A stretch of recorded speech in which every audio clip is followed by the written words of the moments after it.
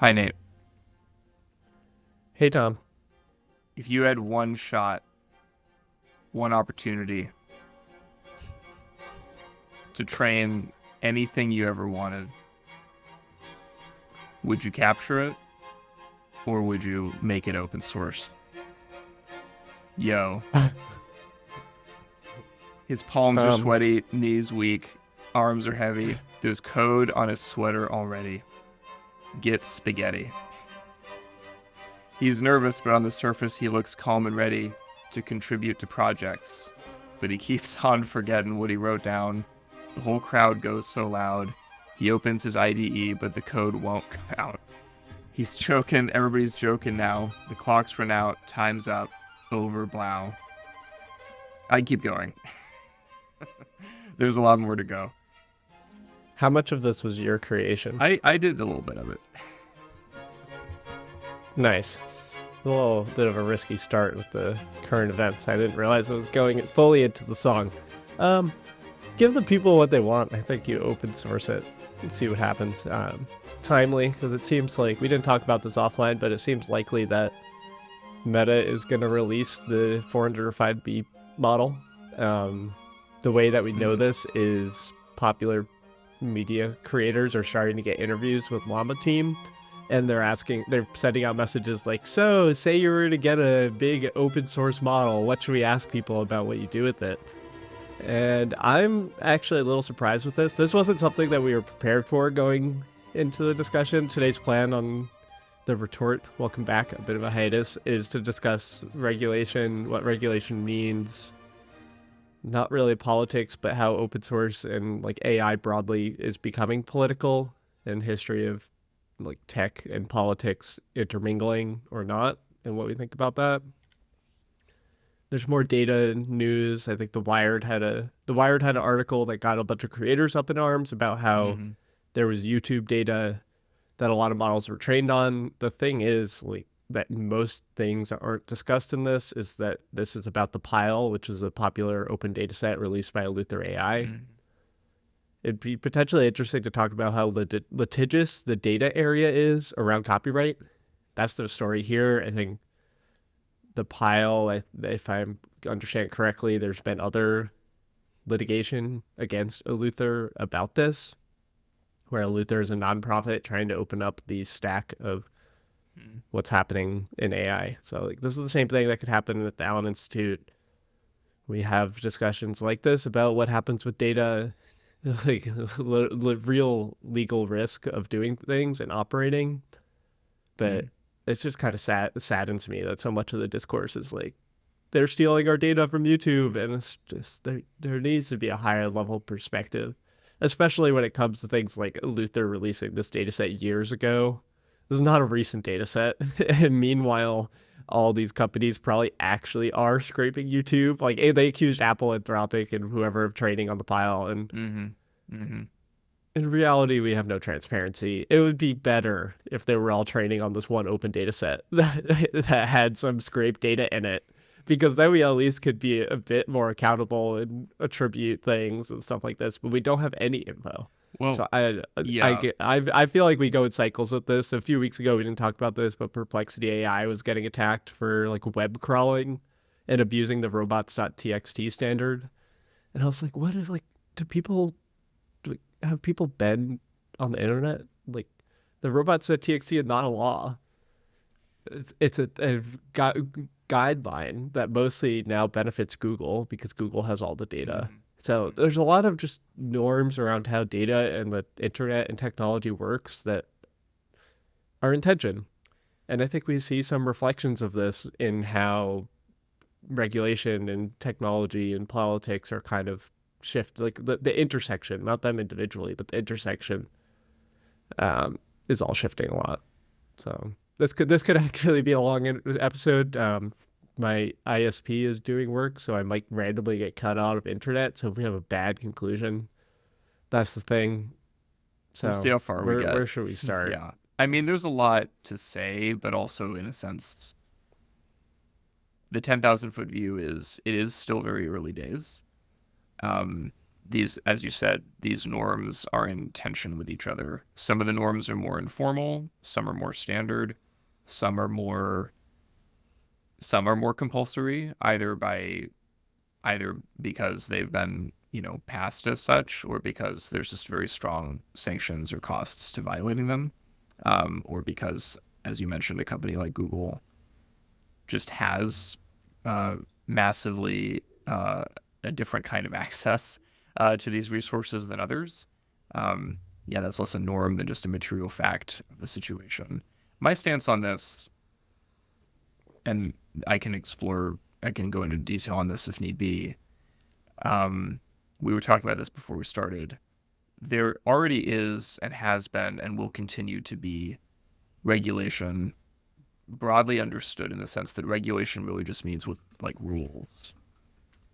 It seems to me that the most important questions here, which are easily conflated but should not be, are who writes the rules and what the rules are substantively, right? By what, and those only really combine at the level of like by what procedure are new rules adopted or changed. And right now there's a lot of conflation, I think, between who happens to be in a position where they can unilaterally set rules on the one hand, and then on the other, what rules, given the situation we're in at this very moment, are in fact the reasonable ones to be adopted or followed. And there seems to be a lot of those are what I think are analytically, those are what are butting heads right now, is that the people who happen to be able to decide these things have either their own very particular vested interests in ways to do it that are maybe not reasonable or not good for many people other than themselves, or they're ignorant of the tech, or they're ignorant of where things are right now. And so they jump to things. Or they're not able to pass laws. Yeah. Something that was very crystallized for me as someone at AI too was like a lot of AI regulation will happen in the states because the federal Congress can't pass any laws, even though it makes more sense for AI to be like her laws to be passed nationally. Like we're just gonna see this kind of emerge at the frontier on the state level because they can move through their legislative system at a reasonable speed. Even at the federal level. So we talked about this back. This feels like a long time ago, and I guess in our world it is a long time ago when the executive order came out. I think even at the time this was clear, but it's become starker since then. Two things basically came out of the executive order, in my view. One is this kind of now infamous number of like the number of flops before a model becomes danger, which is what, 10 to the 26th? Is that the statistic in my head?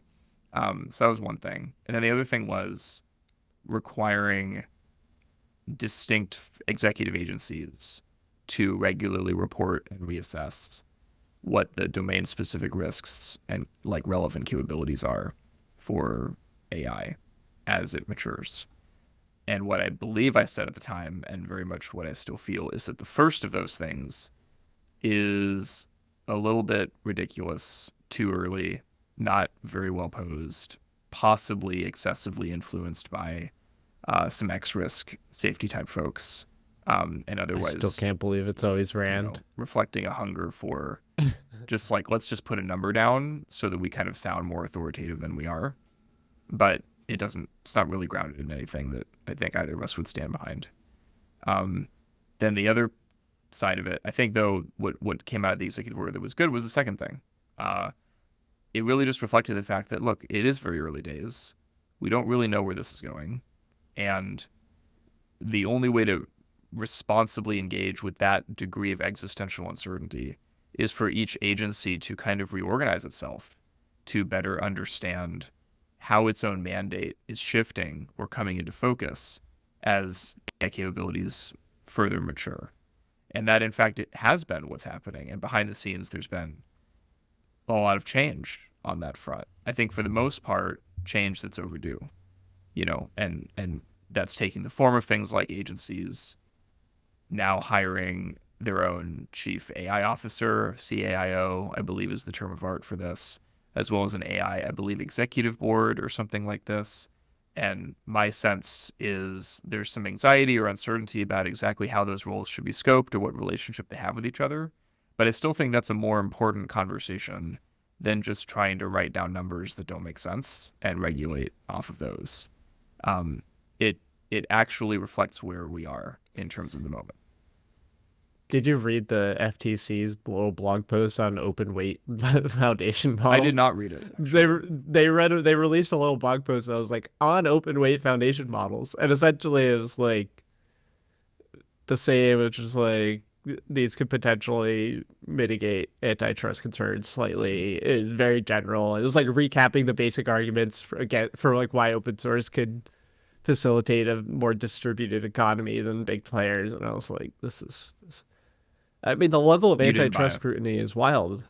I mean, it was fine. It was well, it had no agenda. It had no specifics, but it was like we're looking at this area. But the level of antitrust scrutiny is pretty extreme. I mean, like Amazon just did this weird licensing acquihire with Adept, which is Adept was this company that was founded by one of the Transformer people. They left. They've been kind of focusing on like making a visual language model that learns from like web tutorials on YouTube. And then Amazon like took their executives and licensed their technology, and there's like an FTC probe of like, is this allowed? It was just like this is like Amazon swooping in for an oversized kind of slow moving startup that's getting a little bloated. So like if that's gonna get FTC scrutiny, like I don't know if you can really do like the amount of capital needed for these companies is really gonna cause a squeeze in the next few years because all the startups raise more money. All the startups get bigger valuations, all the costs go up, and I think that just makes it so that these big companies, who are the only people who can afford to acquire them, just have so much pressure to not. So I've thought for I do years, see. and I still feel that antitrust is 80 to 90% of, yeah, the regulation that is needed, or at least the oversight that's needed right now. And that really shouldn't be surprising to people. We're living again in a moment where the tendency towards corporate capture, vertical integration along several different dimensions is just, the risk of that is just so great that that kind of attention is deeply, deeply needed. And it sounds like they're pursuing it. And that seems to me to be appropriate. And it also seems to me to I think be, the yeah, distinctly, it might even be a distinctly American way to do it too, especially vis-a-vis China. I think a robust antitrust lens on AI, even if no cases are actually brought forth, but companies are kept on their toes because, and so they take a second look at which startups they buy, or whatever, would be massively beneficial, right? Even if nobody gets broken up. Um, and I hope that's in fact the dynamic of the ecosystem that we're moving towards. Why is that? Like, why is that better? My sense is that for decades, since the early 2000s, certainly, we've gotten used to this ecosystem where Google, for example, not only Google, you mentioned Amazon, but certainly Google is the paradigm of buying and incorporating startups, companies that are adjacent to the central mandate of its mission. Now, there's nothing inherently wrong with that, but in a situation where the inherent uncertainties behind the technology make it incredibly difficult to predict or game out who or how benefits will accrue or how power will be redistributed across actors in a market, that becomes a much riskier dynamic.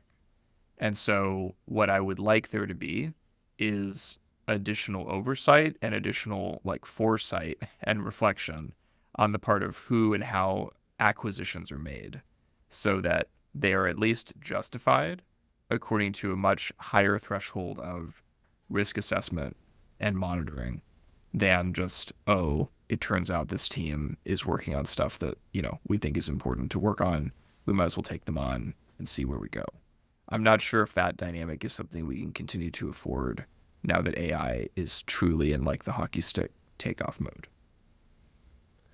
I still don't really understand the risk of acquisition. Is it like And I feel like acquisition normal, like how does it not help? Like it helps adept that might just have failed otherwise to go to Amazon. Like how is that harming anyone? Oh, I don't think it harms the To ha- team. I don't think it harms the people who are acquired. but like how does it harm external people that adept or whatever is going to Amazon? Well, I'm thinking of I'm making, I think, a very simple point about the way in which concentration of market power can indirectly harm people across a supply chain in ways that are not intentional. In fact, usually the harm comes from the fact that it's not intentional, it's just overlooked. So it's just from all the big companies ending up with the powerful technology again because they can buy it. Yes, I but just am trying to articulate it. I think the risk is what I'm emphasizing. I think that's always been true, or that's been true for decades. I think what I'm pushing on though is the fact that that technology itself remains substantially indeterminate in its scope and application, which I think that makes a compelling case to think that the risk is actually greater along this line, because what it means is that acquisition shouldn't just come from, you know, the mutual benefits of the acquisition, that it really should be also informed by well-motivated arguments and, if possible, evidence for why it is that the acquisition would not indirectly harm canonically vulnerable categories, either of consumers or of producers across, whatever it is that's being acquired. I think that I'm most concerned about users. The pending release of this Llama 405B model, which is nominally like very good, like pretty close to like what OpenAI is serving right now and stuff like this, is how important the user endpoint is. There was some recent report on OpenAI's revenue where it's like 80% of the revenue is through ChatGPT and only 20% is through their API. And like essentially what this Llama model could do is allow the API costs to get killed. But like people still think Anthropic has the best model right now, but they don't have nearly as many subscribers. Yeah. And it's Well, let me also OpenAI is still riding on its first. So I don't see how an open source ecosystem does that much to unseat ChatGPT. Let me make a more materialist point, I guess, like drawing on what I was saying. Yeah. I can be more concrete here. Does OpenAI, this is a bit of a hot take, but whatever. Does OpenAI actually have a business model? It's ChatGPT. I know, but it's a service around ChatGPT. That's a product. What is their business model? Like, actually, do we seriously think? Maybe there's an answer to this. I've not seen it. Do we actually think? Be like, look at how much they've raised. Look at how much they've raised and are asking to raise. I don't think they have a business model proportional to their raising. So I think that's a problem. I think that's a problem, and that's related. Okay, but that's related to this acquisition point, because if it's so prohibitively easy for certain companies to raise amounts of money that it's not money, if we're being honest. It's just power. It's just a kind of sovereign ability to be a first mover in some new regime of capability in this market as it grows, right? Then really all you're doing is it's almost like a kind of Ponzi scheme where they're able to decide whether or how to acquire in ways that are really just a function of their ability to raise as much as they want, rather than in terms of their ability to speak with integrity about what the actual consequences of that will be, either for the product and the benefit that will give to users, or to the resulting ecosystem downstream of whatever acquisition they conduct. So I think until these companies have a coherent business model, I don't see... Let's upgrade this. Have you heard that OpenAI is considering IPOing?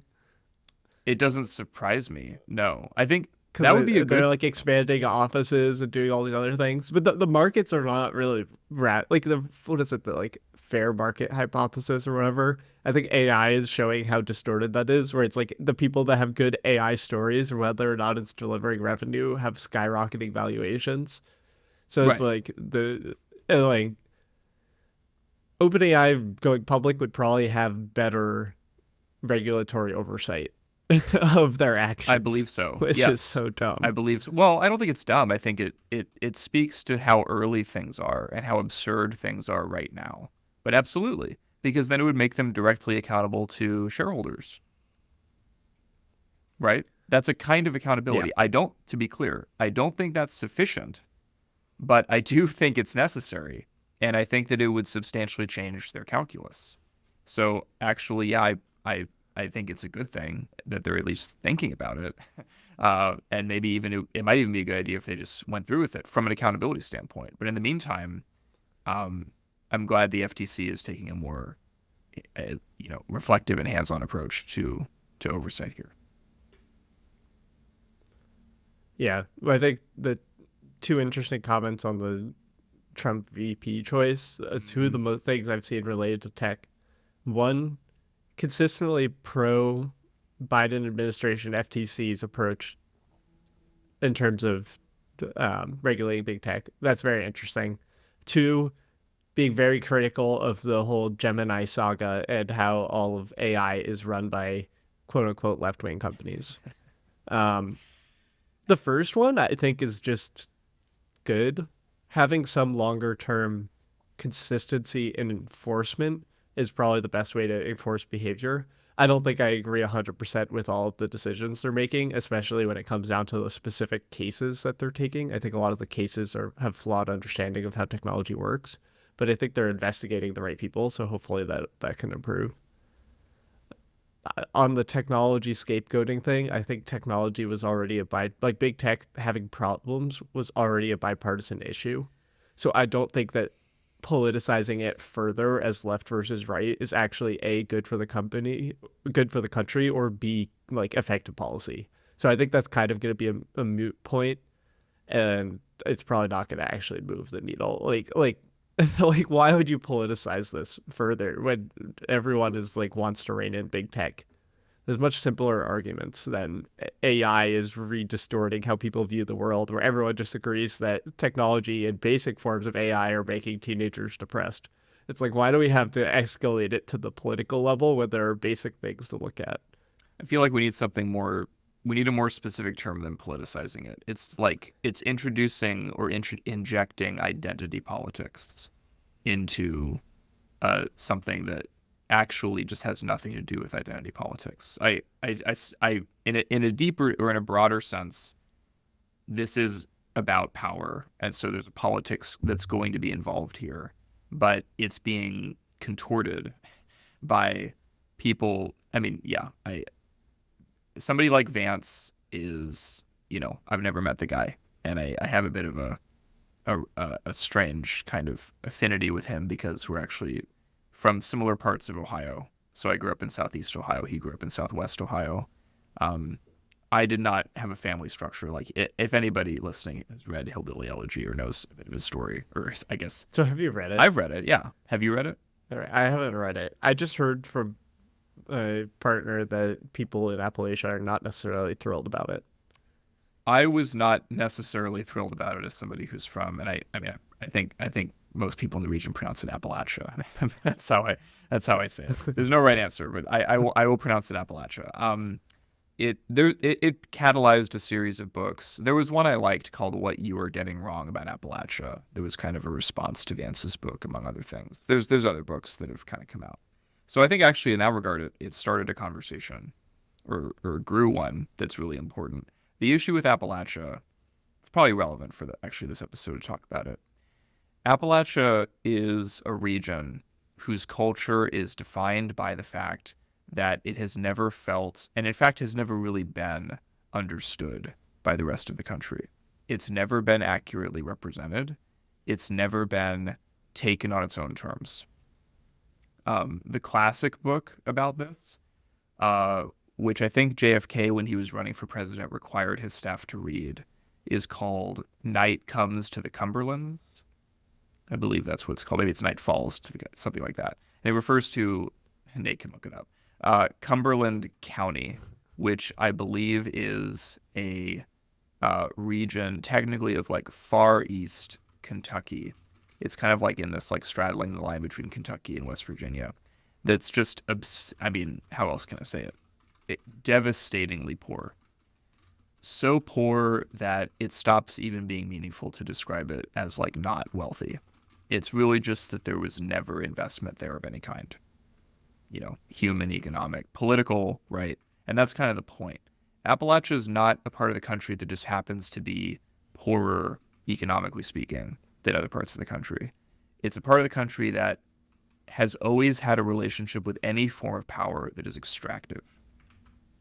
And every once in a while, that kind of bubbles up into the ether of like strip mining, okay, or, union busting or moonshine, or the fact that coal was extracted to kind of make it so that Manhattan could stay lit up all night or things like that. But the tragedy of Appalachia is that at every stage in its history, there's been some new way that the rest of the world has taken advantage of it. And that was even true, now, I think. And ironically, I think the tragedy, we're not really a politics podcast, but I kind of feel like I have to say this because it's apropos.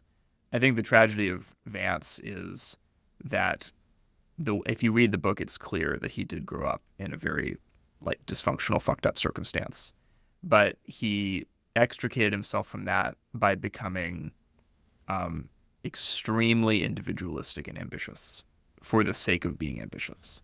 I never got the sense, even from his own book, that there was really anything driving him other than just a hunger to prove that he could be successful. And that's common. I as somebody from the region, I can speak to the fact that you either learn to be so cynical about the world that you give up on it, or you become absolutely driven to dominate and succeed by whatever metric is within grasp, within reach. This is a really classic story of hardship motivating and or motivating people.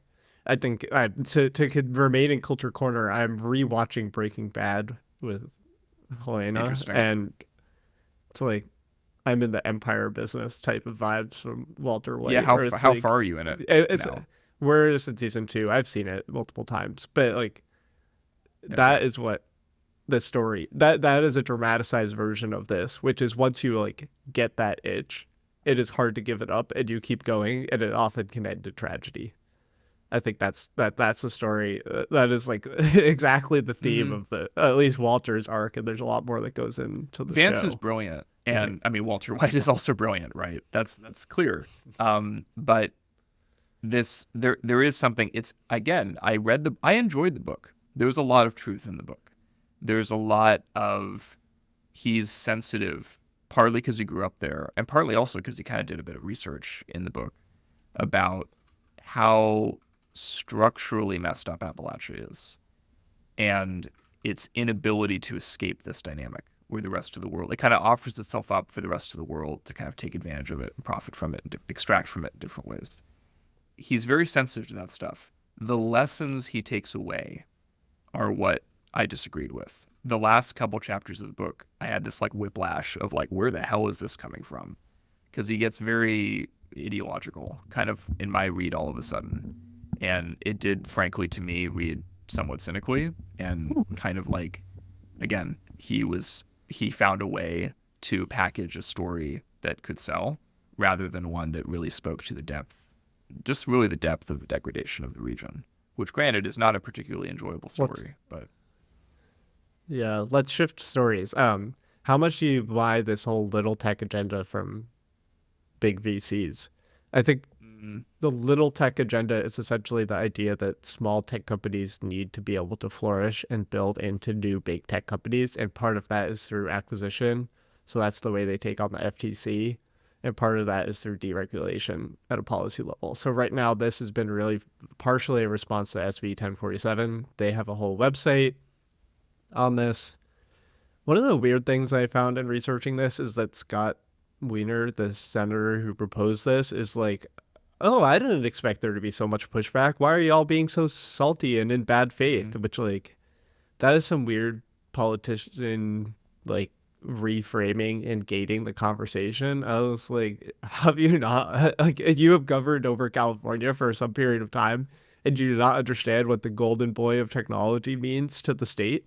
Like, AI is currently the golden technology, therefore you're going to get extreme pushback. So that was a kind of annoying response. Is little tech... This whole Mark Andreessen, A16Z, he's also coming out and donating a lot to the Trump campaign, like Elon Musk is, being very conservative, shifting to the right. I'm very cynical of this, but it seems to be like, can this type of thing trickle down into the culture of AI? Like, how does this dynamic of where the field's leaders are shifting impact the technology. Because we've seen Google, like, as a company become idealized. Like, there's so much like pro left. There's so much criticism of the company, bloat in the company, the whole Gemini saga in the past. Like, that seems like a mirroring of tech's really deep march to the left. That seems like the sort of thing that gets entrenched and takes a long time to undo. And what does this mean for the, like, what Mark Andreessen and all of them are doing now? Like, is this the start of something that we won't really see the effects of for 10 years? Or can it meaningfully shift what AI is doing in the short term? I feel like, well, that is an interesting question. As you were speaking, I was reminded, I think we've kind of forgotten the extent to which the essence of Google was sort of always going to be, if it were to succeed, it was always going to be big tech. That's just baked into the brand. Like, literally, Google, we forget. It's baked into their culture. That's their systems. Their systems are all about scale. I mean, it's baked into Google. The term comes from, it's just another word for scale, basically. Yeah. And as you said, it's in the culture, it's in the people, it's in the way they've conducted these acquisitions for decades now. And there is something aesthetically very beautiful about that. But there are limits. I mean, I do still feel, when you really zoom out, it's many of the same story beats of Standard Oil in the late 19th century, or other historical moments where there's a new vista and a company or a stack or a visionary is able to jump in and delineate that space, carve it out, articulate a model of not just how to build a business in it, but how to basically, like, structure it and extract from it at scale. And that ends up posing problems. It might take years. It might take decades in some instances. It's interesting. I just was reading, I'd never actually read The Lean Startup before. It's an interesting book, actually, in lots of ways. But it has this useful reminder that, like... Who wrote it? Oh, that's a good question. The name escapes me right now. We can put it in the show notes. Because I've been thinking about reading 0 to 1. It just has like a 48-week backlog for the Kindle book edition on the library. And I was like, I'm not paying for this. You should read it. That's also a very interesting book, but for different reasons. The anecdote I was gonna give from The Lean Startup is that it reminded me, right? I actually wasn't even sure I knew this, that there were hundreds of automobile entrepreneurs in the very early 20th century, the 1900s and 1910s. I mean, hundreds of people who all saw or thought they saw that automobiles powered basically by an internal combustion engine or something like it were going to become the next big thing. But only a couple of them, or, Henry Ford by far being the most successful of those, was able to really commandeer it. And that's really just because, and this is the argument of that book, but I think it's probably true in this case, there just was a lot of uncertainty about product market fit and basically about how it is you can get that technology, that engineering to work in such a way that it can really hook in to consumers and really hook in to the growth in a certain kind of urban and social mobility. And so Google... Is the argument that all of those co-founders have slightly different strategies, so then the ones with fit survive? Yeah, basically. I mean, it's basically... I don't know if he uses this term, but I would describe the narrative he's telling there as basically a Darwinian one. But it's made more specific by the fact that it's not just the strongest of the companies, but... And this is the classic Darwin quote, right, where he says that the strongest of the species that survive are really, they're not the ones that are the biggest or the whatever. They're not strong in any single dimension. They're the ones that are the most responsive to change. That's the quote from Darwin. And in a way, that's really the narrative of the Lean Startup as well, is that to be responsive to change means that you embrace and you form a relationship with the inherent uncertainty of unlocking a new kind of value.